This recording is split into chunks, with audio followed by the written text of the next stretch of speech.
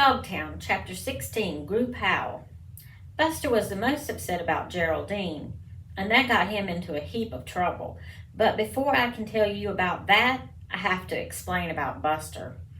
Goldens are usually well behaved, but not Buster. He slobbered on the floor, he peed on his bones, he drank from the toilet. He got adopted a lot on account of everybody loves Goldens, but Buster was a bounce back. A dog that gets adopted, then returned. Last time he came back, it was because he'd growled at Grandma. To be fair, she didn't look like any grandma he'd ever seen. She was 6'2" bodybuilder with big black metal-toed boots, and she tiptoed into the bedroom where Buster's little human was sleeping. She only wanted to hug her grandson goodnight. How was I supposed to know that? Buster asked when he told me the story. Good question.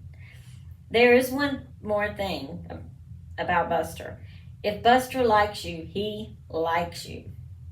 I'd seen him take on 3 Mastiffs and a Maltese because they were picking on a dog he cared about.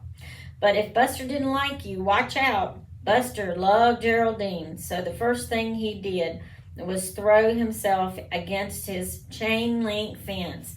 He banged, he bounced, he boomeranged back, and he barked his head off. And then he got started on a group howl to complain about Geraldine's move to cage 22. That made us feel a little better. A good howl always does. Howl, howl, howl, howl.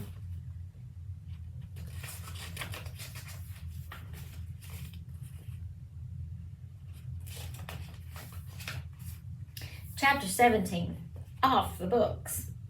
The neighbors complained about the howling, and management knew that Buster had started it. Plus, Buster had thrown himself at the fence so many times it was all bent up. So management sent him down to the basement and to the pen next to Metalhead. Management tried anyway, but Buster wouldn't budge. She had to get 4 volunteers to carry him out.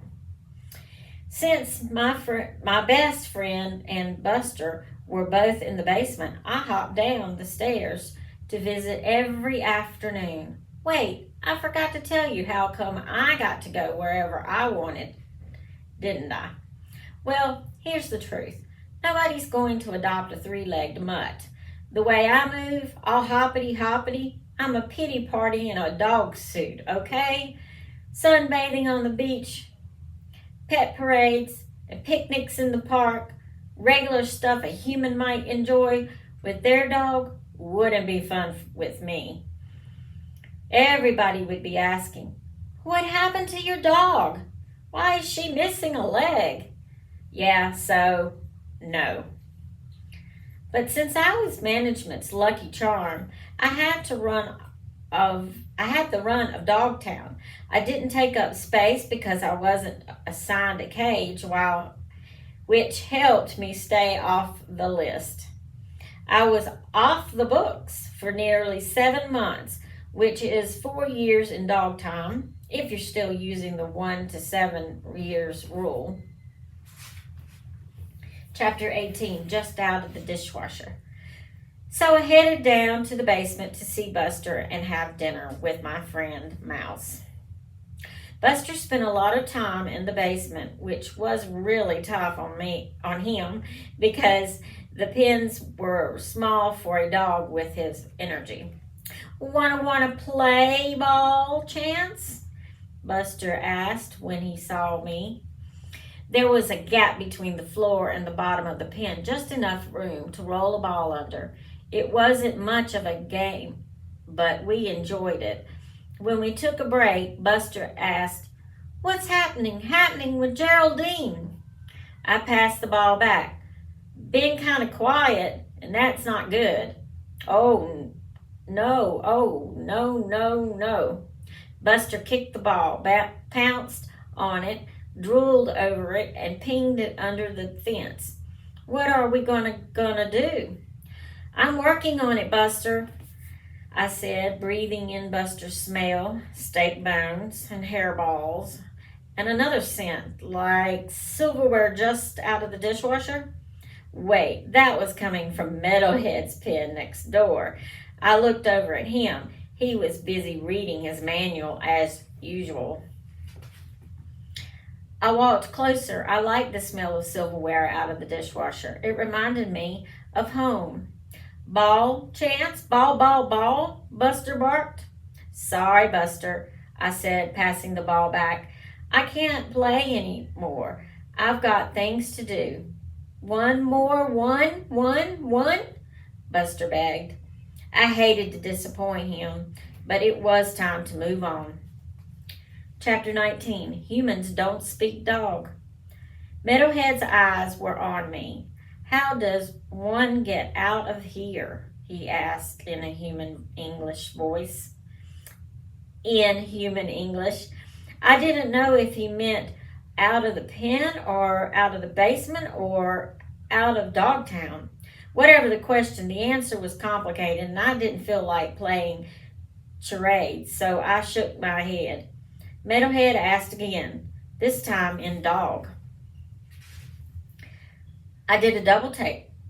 Nearly lost my kennel ration. Meadow dogs didn't know dog. How could they? They were programmed by humans, and humans don't speak dog. How'd you learn dog? I asked. I pay attention, he said, and now I wish to know how to leave this place. Oh, that's easy. You get adopted. Meadowhead walked up to the fence. No, I mean on my own. Escape? Forget it. No way out for a dog or whatever you are. You called me Meadowhead, he said. Yeah, I know, I mumbled. I was starting to feel pretty lousy right then. I'd been saying things about Meadowhead that I'd never have told him to his face. It hadn't occurred to me he understood dog.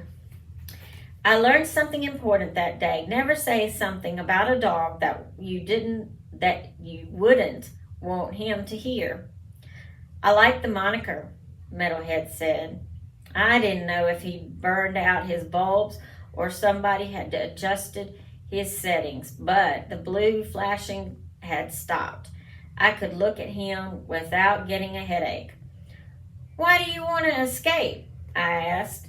I want to go home, he said. Chapter 20, Doggy Amnesia. Now I understand every boohoo in Dogtown said, I want to go home at one time or another. They couldn't grasp how their precious pampered selves could have been tossed out. They chose not to remember the half-eaten homework, the paw prints on the pillow, the torn tablecloth, the wedding dress missing one sleeve, the fact that they preferred to piddle on the bathroom rug. That slipped their minds too. Sign says, please drink elsewhere. Doggy amnesia, we called it. I told Meadowhead what I said to all boohoos. It's never going to happen. I think you're mistaken, he said. I shook my head. You can't get out of your cage, much less out of the basement. Forget escaping from Dogtown. Even if that were possible, you can't walk all the way back to your house. And if, by some miracle, you manage that, they don't want you back. That's why they left you here. I waited for him to say he'd gotten lost. It is the no-fault reason they all come up with. But Meadowhead simply said, I need your assistance. The little guy listens to you. He pointed his big metal nose toward Mouse's house, up high in the rafters. I shrugged. I wasn't about to get my best buddy involved in Meadowhead's crazy plans. All the boohoos wanted to run away. They got over it. Meadowhead would wake up and smell the dog biscuits, just like every other boohoo before him, And that would be the end of the running away plan.